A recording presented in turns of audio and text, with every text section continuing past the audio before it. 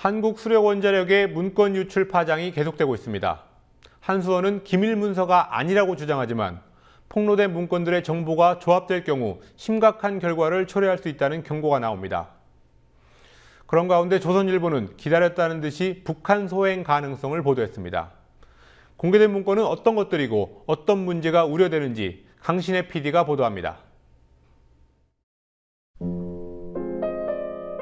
한국수력 원자력 내부 문건을 빼낸 자칭 원전 반대 그룹은 어제까지 4차례에 걸쳐 문건의 일부를 공개했습니다.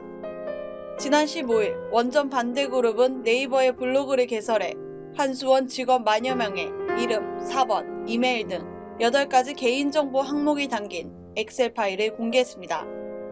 한수원은 유출 사실을 이틀이 지난 17일에서야 알아차리고 경찰에 수사를 의뢰했습니다. 바로 다음날 18일에는 총 6개의 파일이 블로그를 통해 공개됐습니다. 고리 125기 배관 도면, 월성 1호기 제어 프로그램 해설 문서 등입니다.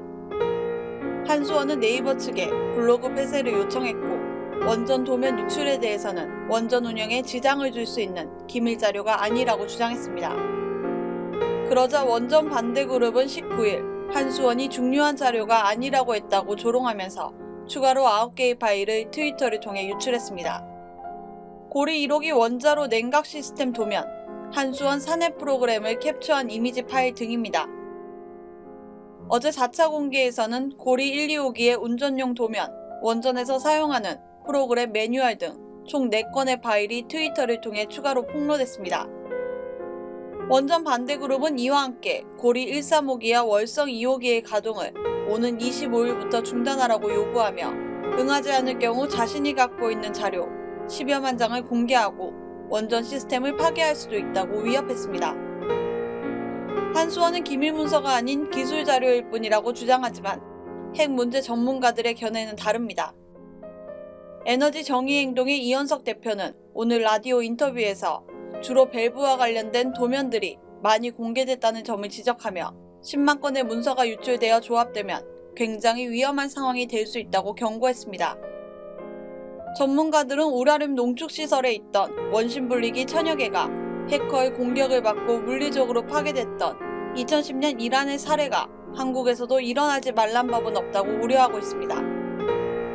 이런 가운데 조선일보는 북한 소행설을 보도했습니다.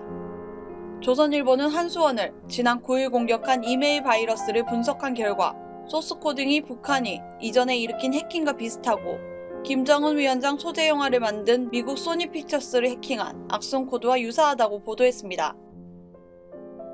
하지만 하드웨어 파괴라는 점에서 소니 픽처스 해킹 등과 비슷하지만 악성 코드 자체는 당시 사용됐던 것들과 달라 북한의 소행으로 단정할 수 없다는 보안업체의 견해도 많습니다. 국민TV 뉴스 강신혜입니다.